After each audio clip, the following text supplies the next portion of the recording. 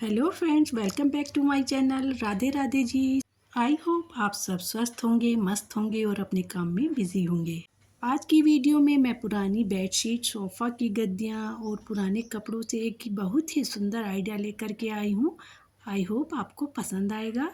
Friends, मेरे सोफ़े की गद्दियाँ लूज़ हो गई थी, इसलिए मैंने नई सोफ़े की गद्दियाँ बनवाई थी और पुरानी गद्दियाँ जो मेरी थी वो ऐसे ही पड़ी थी। मैंने सोचा इसका कुछ रीयूज़ किया जाए। 5 सीटर सोफ़े से यहाँ पर 5 गद्दियाँ निकली थी, जिनका ऊपर का कवर मैंने हटा दिया है और जो अंदर की फ़ोम है इसका यहाँ पर मैं यूज़ करूँगी।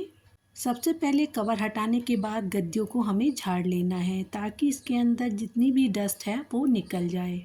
अगर गद्दी की ऊपर की फ़ोम थोड़ी ख़राब है तो उसको भी हमें झाड़ करके निकाल देना है और धूप में सुखा लेना है।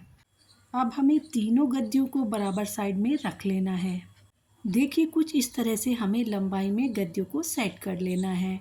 ये हमारी गद्दे की लंबाई बन जाएगी। लंबाई तो इसकी प्रॉपर हो गई है, पर इसकी चौड़ाई थोड़ी छोटी है, इसलिए मैंने दूसरी गद्दी ली है और इस गद्दी में मैंने बराबर बीच में एक लाइन ड्रॉ की है और इस ड्रॉ लाइन से हमें इसको कट कर लेना है। फ़ोम को कट करने के लिए एक ब्लेड आता है, आप उसका यूज़ कर सकते हैं। घर पे जो हमारा चाकू होता है उससे भी इसको कट किया जा सकता है।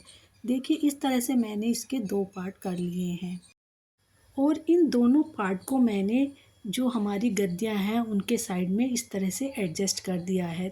इस तरह से आप अपने गद्दियों की चौड़ाई बढ़ा सकते हैं। यहाँ पर हमारी 4 गद्दियाँ यूज़ हो चुकी है।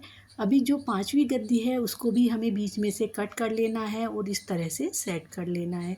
और अब यहाँ पर आप देख सकते हैं कि हमारे बेड की प्रॉपर लंबाई और चौड़ाई बन करके तैयार हो चुकी है। फ्रेंड्स, आप अगर चाहें तो इन हाफ और फुल गद्दी के बीच में ग्लू लगा करके इनको जोड़ सकते हैं। आप चाहें तो कवर में इनको ऐसे भी एडजस्ट कर सकते हैं। ये बिल्कुल फिसलती नहीं है, ना ही इधर उधर भागती हैं।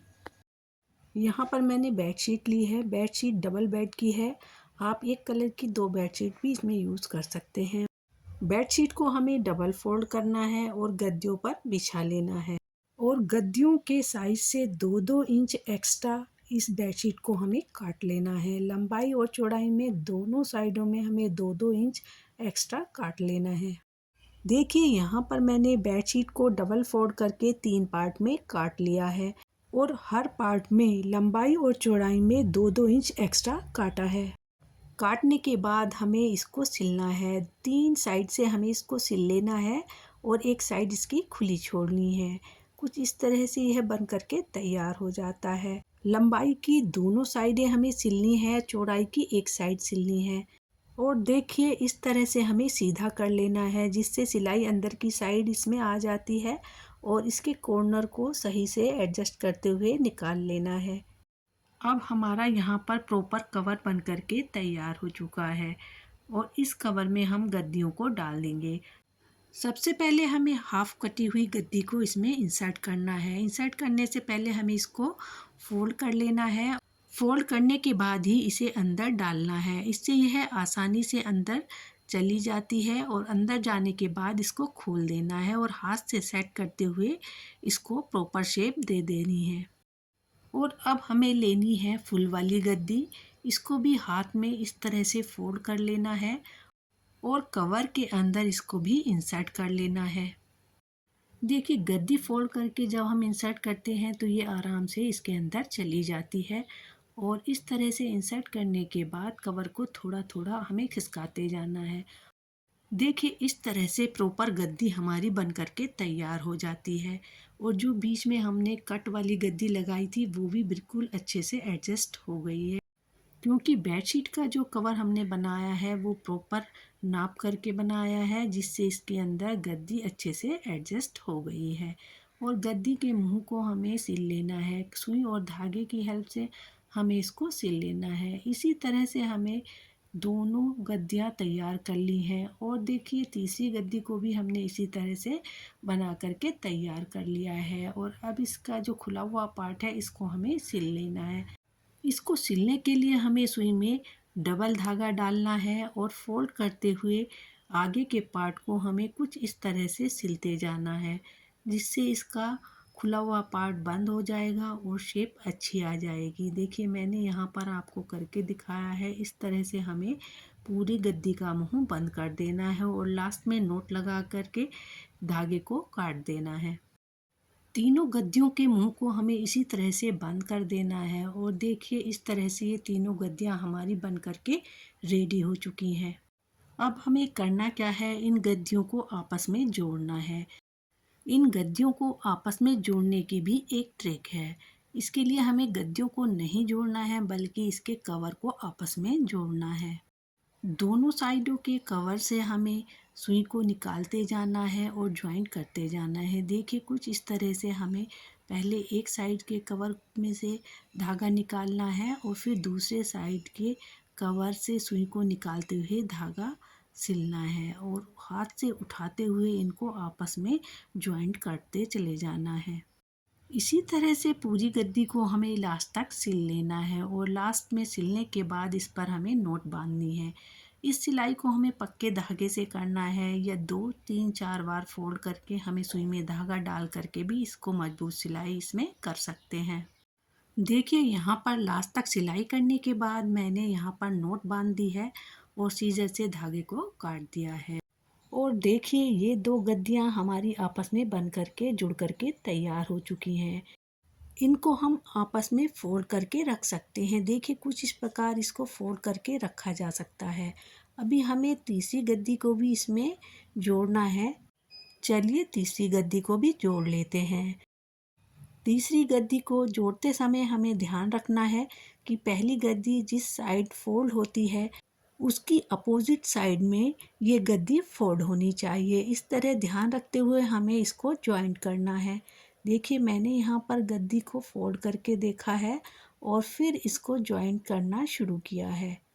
कवर के अंदर गद्दियाँ लगी हुई हैं इसलिए जॉइंट करते हुए थोड़ा सा टाइम लगता है। इस तरह से दोनों गद्दियों को मैंने खड़ा कर लिया है और दोनों साइडों के कवर्स को मैंने सिलना शुरू कर दिया है। एक स्टिच पहली साइड से लेना है और दूसरा स्टिच दूसरी गद्दी के कवर से लेना है। इस तरह से हमें पूरी गद्दी को लास्ट तक सिलते जाना है।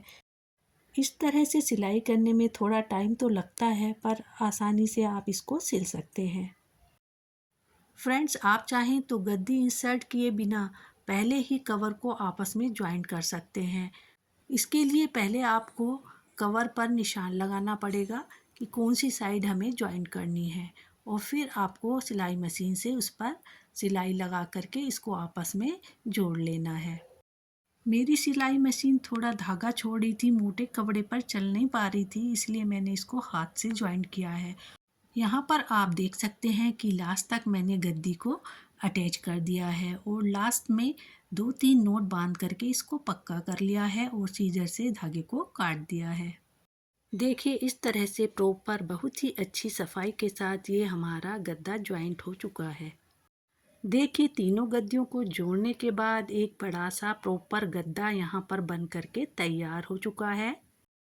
इसको मैं आपको फोल्ड करके दिखाती हूँ। देखिए इस तरह से एक गद्दी हमारी फोल्ड हो जाती है।